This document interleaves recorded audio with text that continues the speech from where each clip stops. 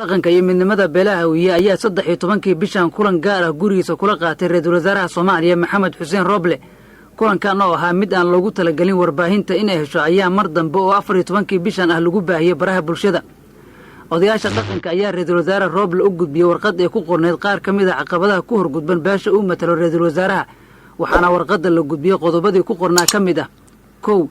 in ay walaac ka qabaan habka ay dawladda u wado doorashada Soomaaliya oo aysan ku qanacsaneen gudiyada doorashooyinka ee heer dawlad goboleed iyo heer qaran oo ay ku jiraan ciidamo ka tirsan NISA, shaqaalaha dawladda, taageerayaasha madaxweyne Farmaajo iyo kuwa kale loona baahan yahay in la kala diro.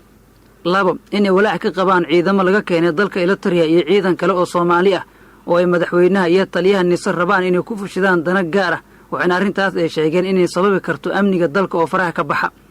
odayaasha dhaqanka warqadooda kuma aysan cadeen ciidanka laga keenay dalka Eritrea inay yihiin ciidan Soomaali ah iyo kuwa ajnabi ah. 3. waxay sheegeen inay ka digayaan ciidamada lagu daabulayo maamul goboleedyada dalka. sidoo kale waxay ka digeen waxay ku sheegeen daandaansi oo madaxweynaha Soomaaliya kula dhaqmayo saraakiisha iyo shaqaalaha dawladda ay ka soo jeeda beeshan, isla markaana xilalkii oo ka qaaday lagu bedelay saraakiil kale oo ku heeba madaxweynaha. sidoo kale odayaasha dhaqanka warqadda cabashada oo ay qoreen waxaa ku jira in madaxweyne Farmaajo ka digtoonaado afduub uu ku sameeyo doorashada Soomaaliya loona sinaan waayo doorashada dalka, taas oo sababi karta in dalka uu ku laabto xaaladii 1990.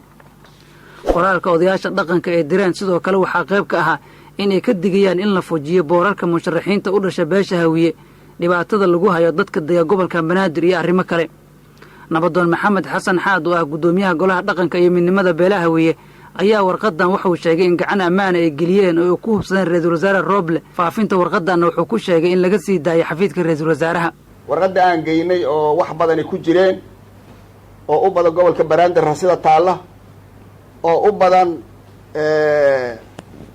konsaanka iyo walwalka aan ka qabno doorashada hadda la gelaa, waxaasoo dhan warqaday ka buuxeen.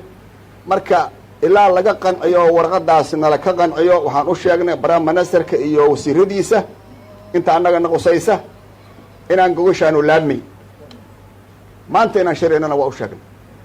intaasu waxay ahaaday habeen hore.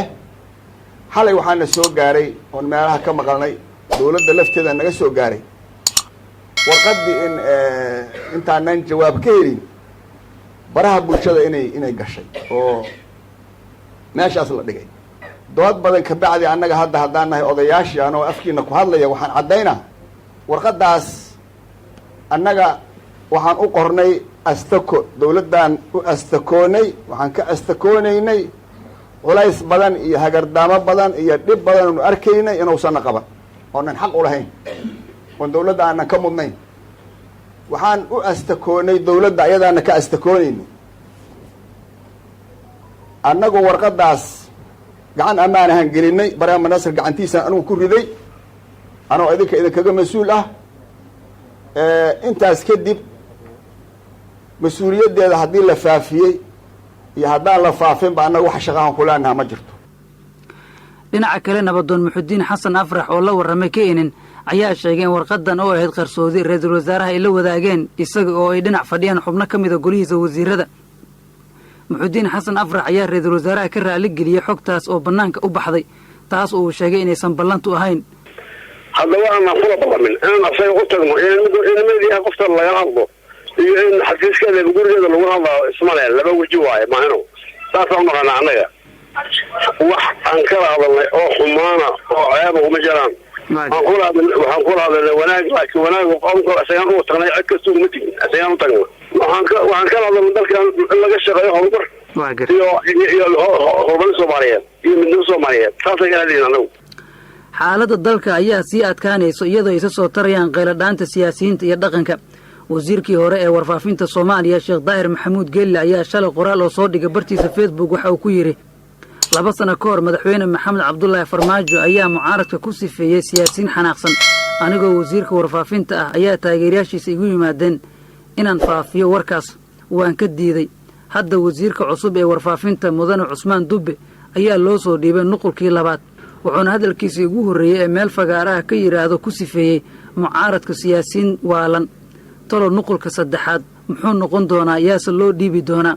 udub dhaxaadka madaxweynenimadu waa dhaqan iyo dhawaaq suuban, ayaa lagu yidhi qoraalkii ka soo baxay sheekh daahir maxamuud geelle hogaamiyaha xisbiga wadajir cabdiraxmaan cabdishakuur warsame ayaa waraysi uu siiyey telefishinka universal wuxuu ku sheegay in madaxweyne farmaajo muqdisho uusan ka qaban karin doorasho aan raalli lagu wada ahayn marka hadda waxaa isweydiin leh haddii guddigii doorashada nabadsugiya haddii dadka xildhibaanada hadda loo rabo xamar waxa ka socda waa wada ognahay nabadsugyada la geynayo laga soo samaynayo vetin wax la yidhaahdo oo lasoo jeegaraynayo inay daacadnimadooda damiin xildhibaanaha raba odaya waanaysaa nabadsugyada tegaysa lacagtii qadar laga keenay meeshay taallaa oo xildhibaanka lagu soo saarayay dadkii ka mid noqonayay tartanka ama sharaxnimada gelaya inay meesha laga soo wada xaadirinaya hadda waxaa fiican nabadsugyada inay xisbi furato oo la yidhaahdo xisbiga nabadsugyada qaranka Soomaaliyeed in la yiraahdo oo tartanka qaybgalay inuu jiro anaga xataa waxaan shaki qabnaa xataa cid u shaqeynaa kan hadda madaxweynaha sheeganaya meesha fadhiya xataa inuu muusiyan aaminsanaa oo ninka cid u shaqeynaya la aqooninba sababtoo meesha waxaa ka furan xisbiga nabadsugyada oo waxa asaga lagu abuurinayo